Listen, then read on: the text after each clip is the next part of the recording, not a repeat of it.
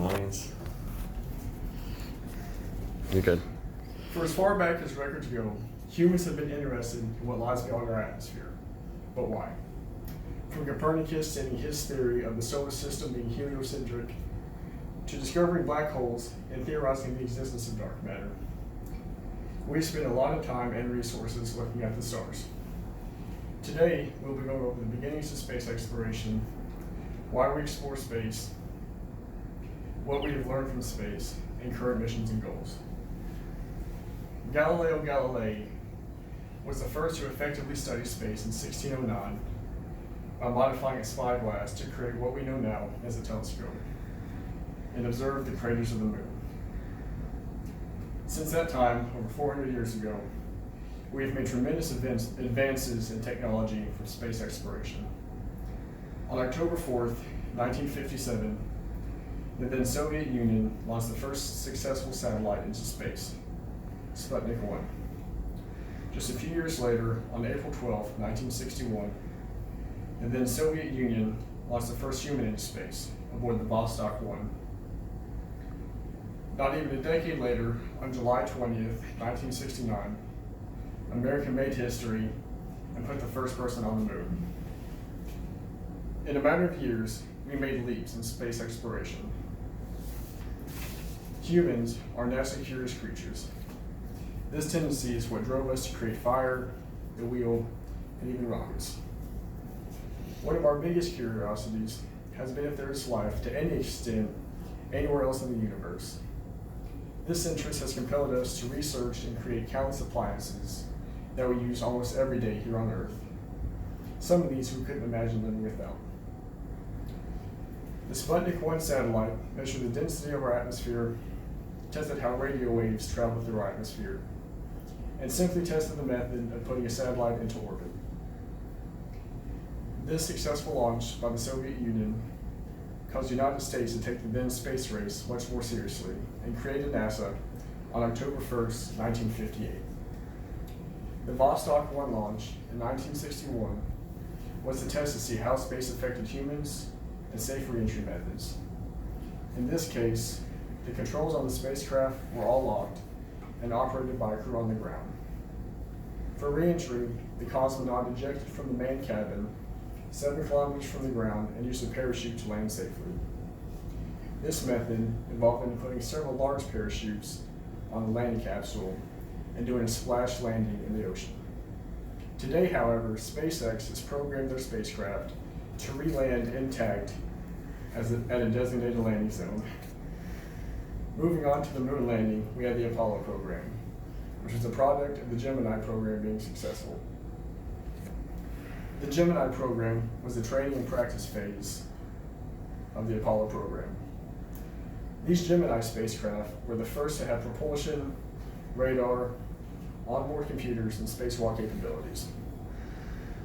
Through the Gemini program and its 10 launches, we further learned how space affected humans, how to safely allow astronauts to spacewalk, and how to safely connect to spacecraft, which would all be vital to landing on the moon. The Apollo program brought about the creation of the Lunar Landing Module, which was packed full of revolutionary technology. A few of these items were solar panels, cordless power tools, then high-speed computers, and aluminum heat shields. Today, we use the International Space Station to explore how microgravity affects the body over extended periods of time and have our eyes set on Mars. One of its more recent experiments is NASA's Biophysics 6 experiment, which looks at the growth of 2 proteins in interest of cancer treatment and radiation protection. Scientists are using ground-based predictions and in-space X-ray crystallography to determine which proteins benefit from crystallization and microgravity, where some proteins can grow larger and with fewer imperfections. Obviously, these proteins can be a revolutionary step in cancer treatment and side effects of radiation.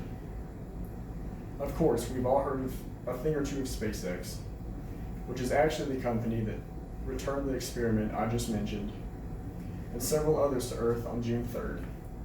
SpaceX's big dream is to land and eventually colonize Mars.